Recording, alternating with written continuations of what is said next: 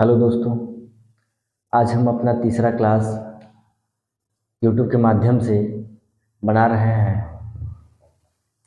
चलिए, पहला क्लास में हमने बताया था अमीन का परिचय।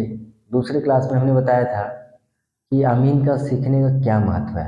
आज हम तीसरे क्लास में हम बता रहे हैं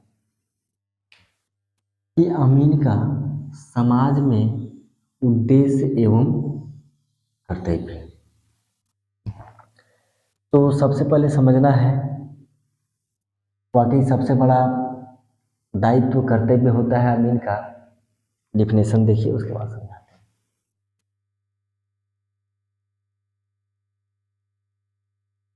अमीन भू संपत्ति से संबंधित समाज का सबसे महत्वपूर्ण व्यक्ति होता है।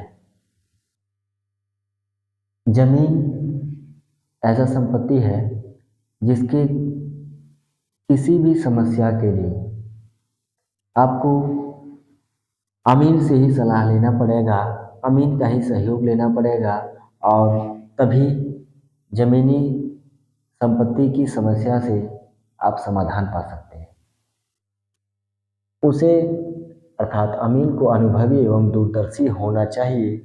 किसी भी मसले को गंभीरतापूर्वक सुलझाना और उसे कभी भी क्रोधित या उत्तेजित नहीं होना चाहिए।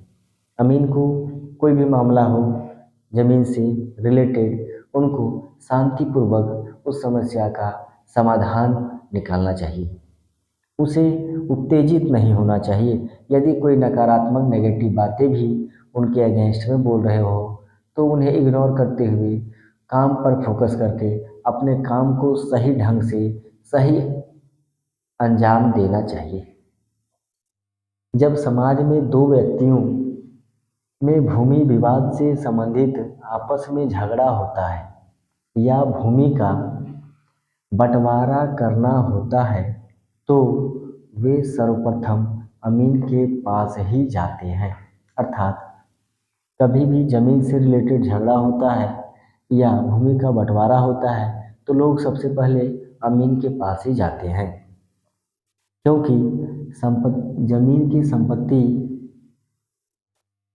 की समस्या के लिए सबसे महत्वपूर्ण अधिकारी समाज में कौन होते हैं? अमीन होते हैं। सबसे बड़े अधिकारी अमीन होते हैं गांव के दृष्टिकोण से, अर्थात समाज के दृष्टिकोण से।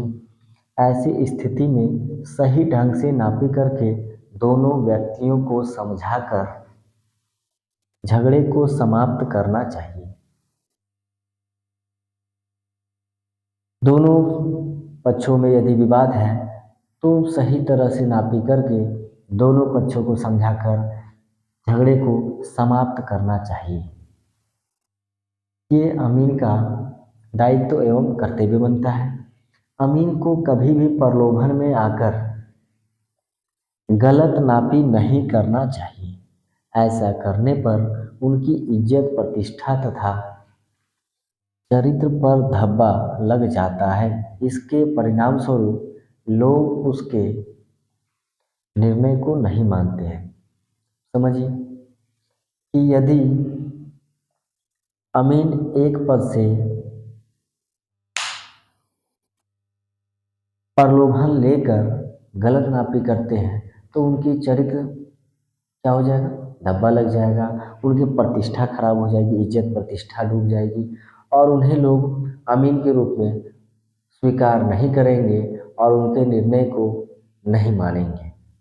तो यही कारण है कि अमीन का जो उद्देश्य होता है, कर्तव्य होता है, बहुत ही इम्पोर्टेंट होता है, जो उन्हें ईमानदारी पूर्वक निभाना पड़ता है। और इसमें ईमानदार और सही निर्णय उसे देना पड़ता है। उनको जो उचित लगे उनके आधार पर समस्या का समाधान निकालना होता है। यही अमीन का कर्तव्य एवं दायित्व होता है। चलिए।